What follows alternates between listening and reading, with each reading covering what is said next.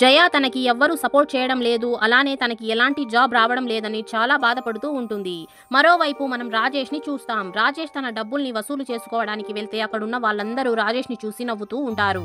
దాంతో రాజేష్ డబ్బులు ఇవ్వు అని అంటే వాళ్ళు ఇవ్వము అని అంటారు. దాంతో రాజేష్ డబ్బులు ఎలా తీసుకోవాలో నాకు తెలుసు అని అంటే సరే ఏం చేసుకుంటావో చేసుకో అని చెప్పి వాళ్ళు మళ్ళీ నవ్వుతారు. వాళ్ళు ఎందుకు నవ్వుతున్నారు రాజేష్కి అస్సలు అర్థం కాదు. అప్పుడే రాజేష్ వాళ్ళ అన్న ఫోన్ చేసి ఒక వీడియో పంపిస్తాను చూడు అని అంటాడు. ఆ వీడియోలో జయ రాజేష్ని కొడుతూ ఉంటుంది. దానివల్లే అక్కడున్న వాళ్ళందరూ రాజేష్ని చూసి నవ్వుతూ ఉంటారు. మెల్లిమెల్లిగా ఊరంతా ఈ వీడియో స్ప్రెడ్ అయిపోయి చాలా వైరల్ అయిపోతుంది. ఈ వీడియోని రాజేష్ ఫోన్ ని రిపేర్ చేసిన అతనే అప్లోడ్ చేసేసి ఉంటాడు. అప్పుడే రాజేష్ వాళ్ళ అన్నకి ఫోన్ చేసి దీన్ని ఎలాగైనా ఆపండి అని అంటే దానికి అన్న నేను అందరికీ ఈ వీడియోని షేర్ చేయకండి అని చెప్పేశాను అని అంటాడు. కానీ అప్పటికే ఊరంతా ఈ వీడియో వైరల్ అయిపోయి ఉంటుంది. మొత్తం సోషల్ మీడియాలో అందరూ జయాకి సపోర్ట్ చేస్తూ రాజేష్ ని తిడుతూ ఉంటారు.